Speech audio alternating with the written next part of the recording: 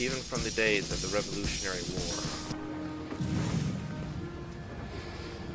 I'm honored to have you with us. Honored. To the bombing of Pearl Harbor. Another dumb drill.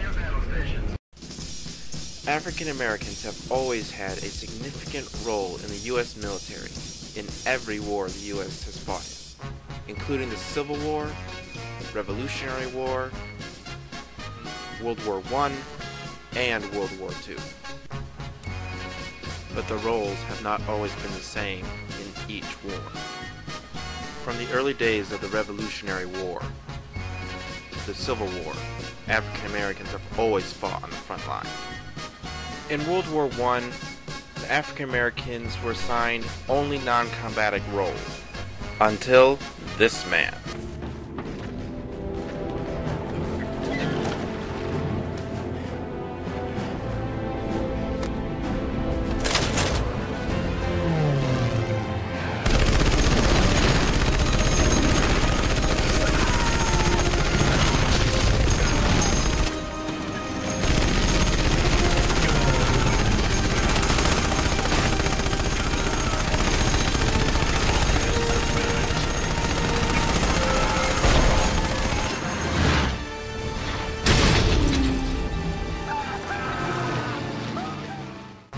Doris Miller, as seen in this picture, was the first African American to receive the prestigious Navy Cross. He was the first African American hero of World War II. Even though there were many enemies during World War II, there was one that the African Americans could not defeat: racism.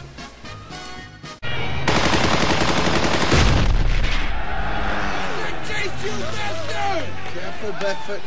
That's a nigga you rooting for. Tails painted red means he's 99th, right out of Tuskegee, boy. German POWs, the enemy, when shipped over to the States to serve in POW camps, were treated the same as any other white man. However, African Americans fighting on the front lines for the U.S.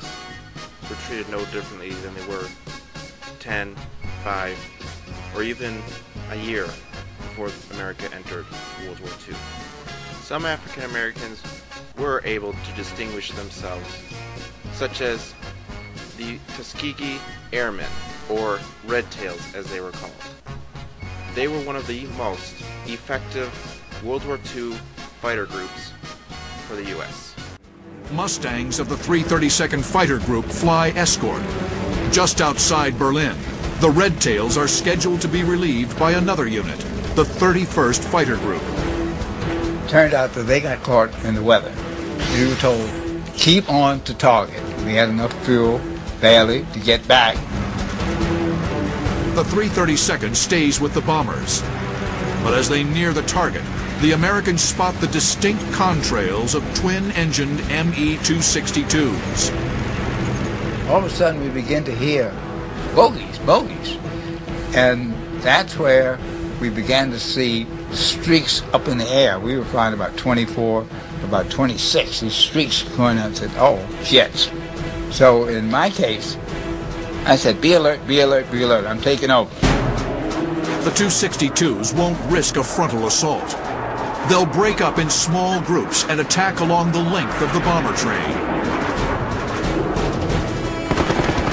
A flight of 4 streaks in, lobbing cannon shells at long range before any of the Mustangs can engage. As the Germans break away, one 262 gets careless. He flies right in front of P-51 pilot Lieutenant Earl Lane. Lane reacts instinctively, breaking away to pursue the enemy jet.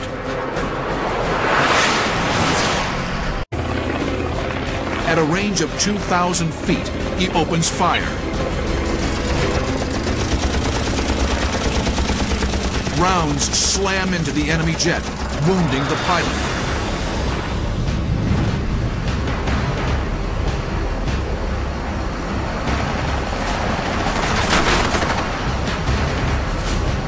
The German pilot pulls his clipped warbird skyward and launches himself from the canopy.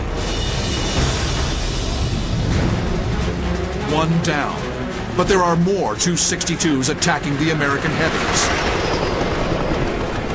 One of the German jets makes a high-speed pass. But as he pulls out of his run, he flies over the cockpit of Mustang pilot Charles Brantley. Brantley was able to latch onto him and open fire from much closer range than Lane was. And again, scored kills on the ME-262. Despite its speed, the airplane is relatively easy to bring down if you get hit with 650s, and that's what happened. Further back in the bomber stream, the ME-262 attack reaches a fever pitch.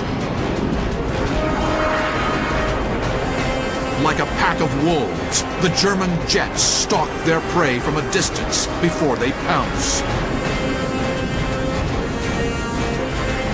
Lieutenant Roscoe Brown, flying lead in a flight of 4, cranes his neck, searching for any threat to his sector of the bomber train. I was headed in a left-hand turn. All of a sudden, I saw these jets coming up from 7 o'clock and 5 o'clock. Coming up. The Tu-62s close on the bombers at over 400 miles per hour. Roscoe Brown and his men are all that stand in their way. When you have to decide what you're going to do and where you're going to do it, you're going as a fighter pilot. It's all reaction. I knew it was a jet. I knew it was fast. I knew what I had to do. I said, let's go. You don't internalize. There's no analysis there. Brown and his flight are here. The Germans are here.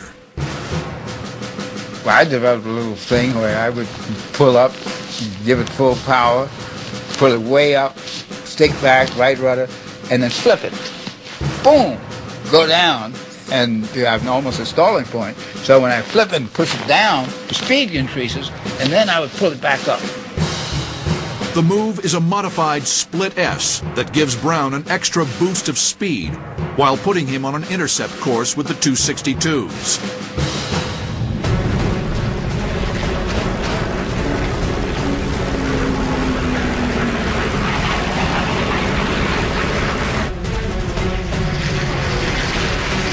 When I came out of the split S, I could see him. He was coming up.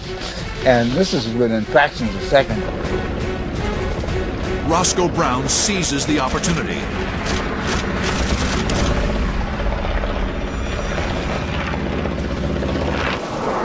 The German jet flames, shedding debris before the pilot bails out. It's a confirmed victory. The third ME-262 downed that day. Roscoe Brown returns to base victorious.